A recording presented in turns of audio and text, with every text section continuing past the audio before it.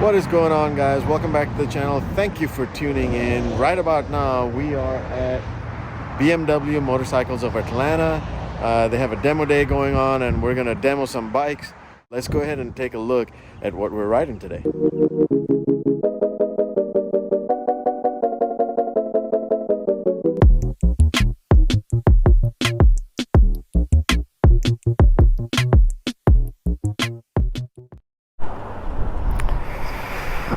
All right, we are riding the 2023 R1250 RT. Beautiful, beautiful bike. This one's got the tan saddle on there, and yeah, let's go ahead and mount. All right. Yeah, they're very short. Okay. Right off the bat, the seat height is a little tall. I can flat foot if I move forward a little bit, otherwise, you know, I'm on my, not on my tippy toes, but, you know, kind of on my toes. And this is in neutral. Let's go ahead and start it up. Ooh, you know, the typical boxer like bang, you know, bark with the bike moving sideways. Oh yeah. So I'm not going to go over the screen. It's pretty much the same as, you know, this part of the screen right here is going to be pretty similar to the GS that I rode. If you haven't seen that, video, or the K1600, I'll throw up the cards up here. You can look at the video. Yeah, squeeze the brake, and that's your hill control right there. Let's see what else. This one's got. I'm not sure what this button does, but you know, pretty typical. Your cruise control, your navigation wheel, all this stuff right here. Mode button. Let's go ahead and just go straight to dynamic mode on this one. So lock, I like that. Your saddlebags will lock. No need to lock them separate with a key. Harley, I don't know why you need to do that. And before you start throwing hate comments on the Harley, I'm just saying, you know, not a comparison. Not a comparison.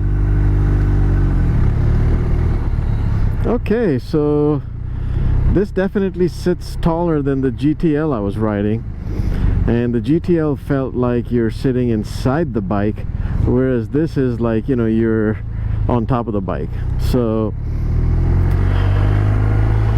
right, initial impression on the seat is that this seat is a little bit hard, on the harder side. So okay, I just went over that little mini speed bump. It just kind of just glide right on top of it. I don't know what's the proper you know, the proper English grammar here. Is it, did it glode right on top of it? Glided? I don't know, but it just went through that bump like it was nothing. So yeah, all right, let's go and test out this dynamic mode right here.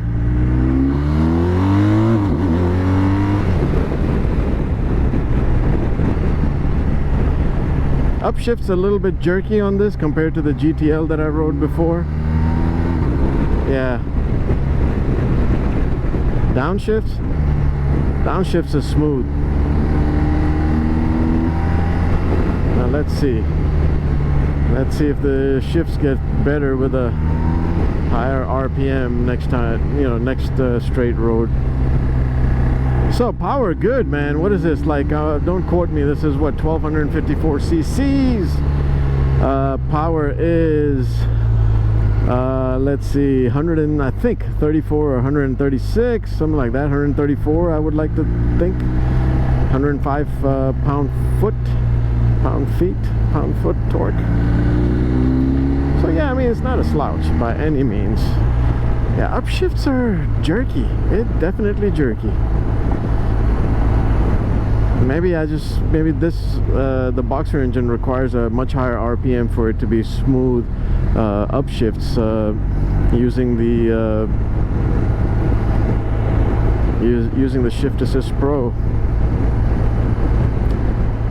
But downshifts are good. Okay, so immediately, you know, Boxer engine, I can feel the vibrations, but not crazy vibration. I mean, I don't feel it through my through the seat. I kind of feel it through the handlebars.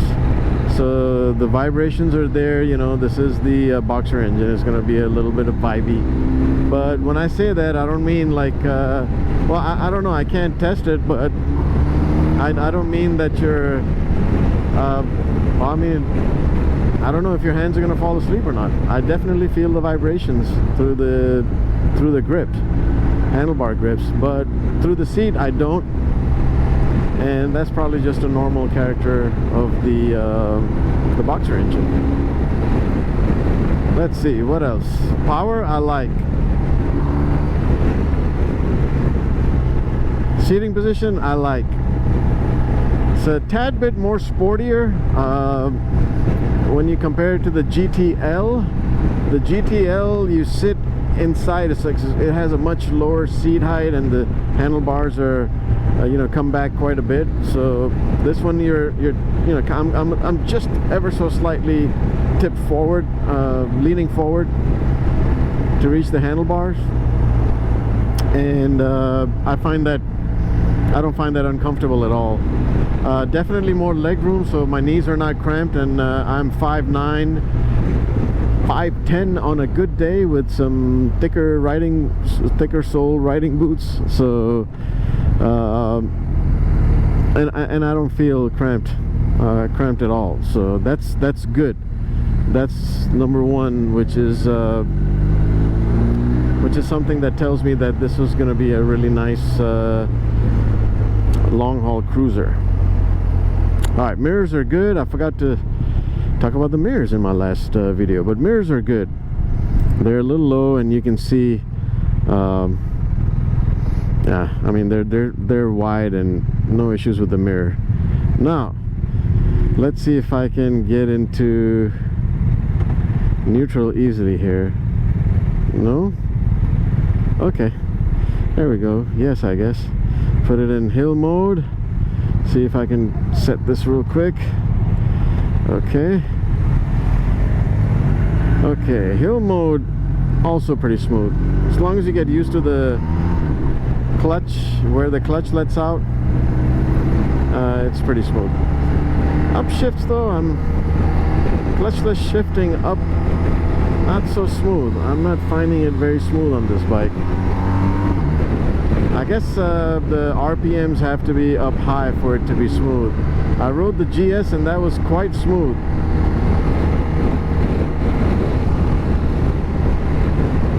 So yeah, handling pretty good.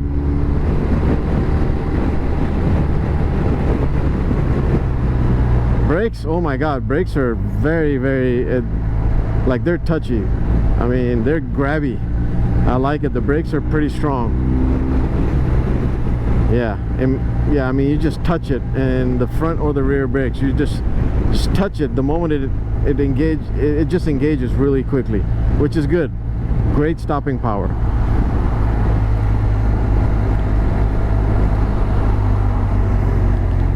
So I kind of like the RT. I think it's I mean, it's not that much of a price difference compared to the GTL or even the GT 1600 GT, but the RT is slightly cheaper. And I think, not to say that any BMW is cheaper to maintain, but I think this might be a little bit cheaper on the labor side when it comes to like valve checks and whatnot, because the Boxer engine has its valves hanging out, and it's easily, if you're pretty handy with the tool, you can easily, you know, adjust your valves, adjust the valves on this bike.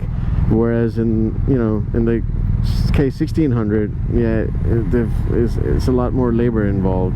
But on the flip side, I think you have to, on the Boxer engines, it's every 12,000 miles you have to adjust the valves, which is quite a bit.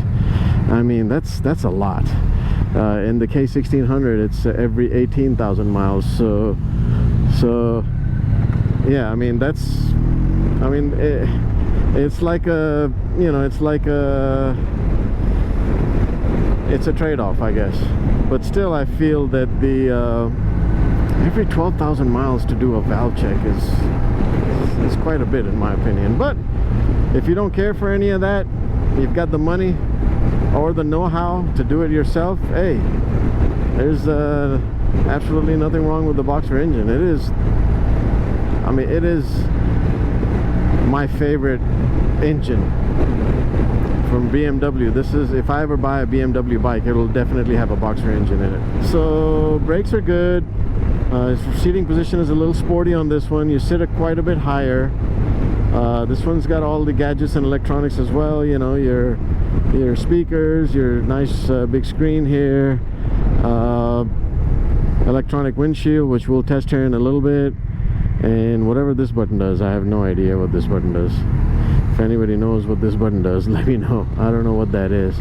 Page down, page, no idea. Yeah, no idea what that button does. It's not doing anything for me right now. Alright, let's see. Putting it in neutral. Slight touch. Bam, neutral. There it is. Awesome.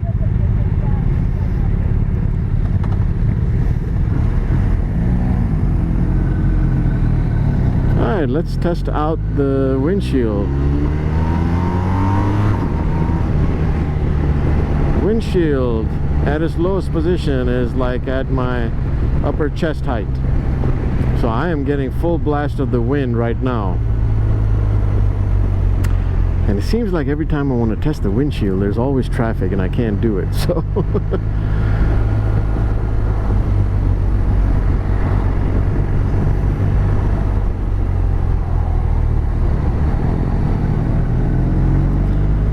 okay, let's try this again. Windshield, wind hitting my face right now. I can hear it in my helmet, and I'm all the way up. All right, all the way up. I can barely hear the wind anymore, a lot less. But you know, this is just going through these back roads here. The true test is when you're riding at highway speeds and whatnot. But all the way up, it's for me, like I said, 5'9", 5'10".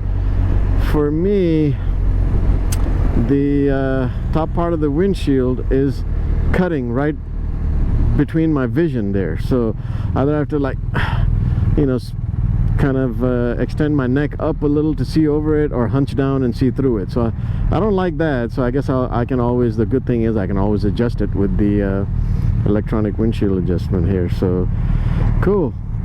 Cruise control, simple, you know, turn it on, press forward, backward, your settings, resume, accel, decel, narrow handlebars, not very wide.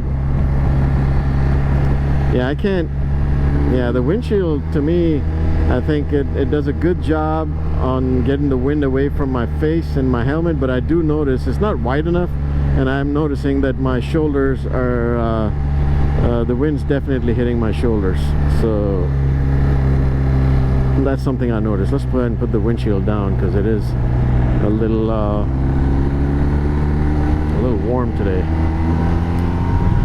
Coming back to the seat, I would say that the seat is definitely not for me. I know that is, you know, that really is, depends on person to person, and normally I'm pretty good with the stock seats. I rarely find a better seat than stock seat for me, but this one just feels a tad bit hard. Now, you can definitely kill some miles on this thing, man. Definitely. I would probably get, I'm pretty sure this is not the average seat height. This is probably a taller seat. I would probably get a low seat on this bike, and I'm sure it's not going to be as low as the GTL, but I'd get a regular or low seat. I have a feeling this is the tall seat, because I've sat on the RTs before and it never felt this tall. So this probably is a taller seat. Yeah, I think the only thing I would do is change the seat on this for me, and that's it.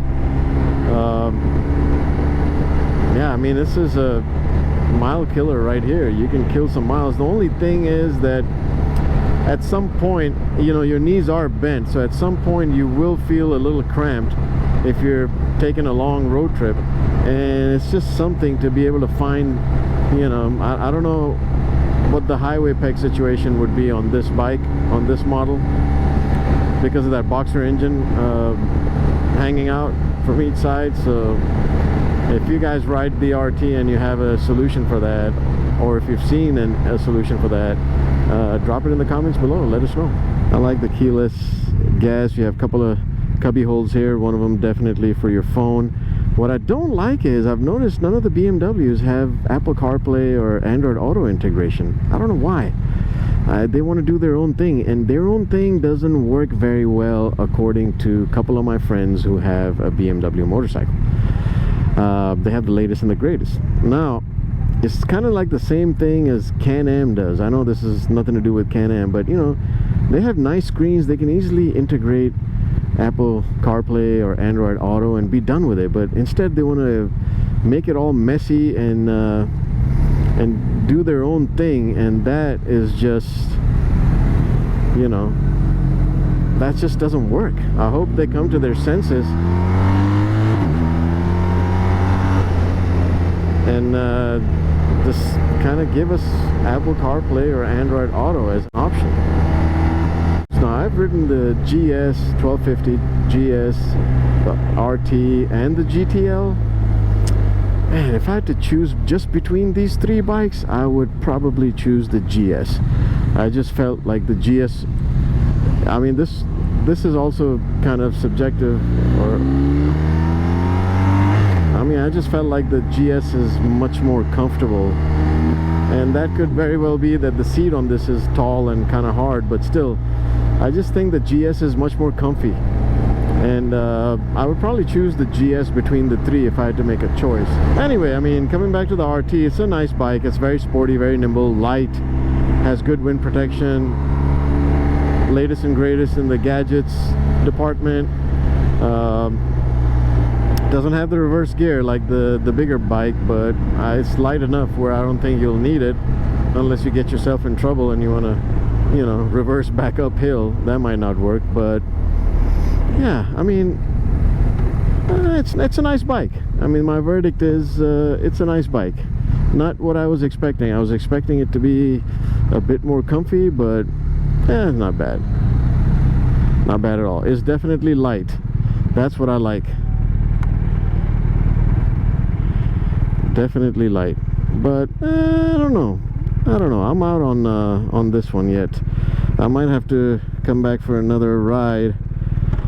I might have to try it one more time to see if I actually like it or not. Maybe with a different seat. That seat just was kind of hard, and I think it's a tall seat, so maybe with the right seat this could be the bike for me. But at the moment, I think the 1250 GS has the upper hand.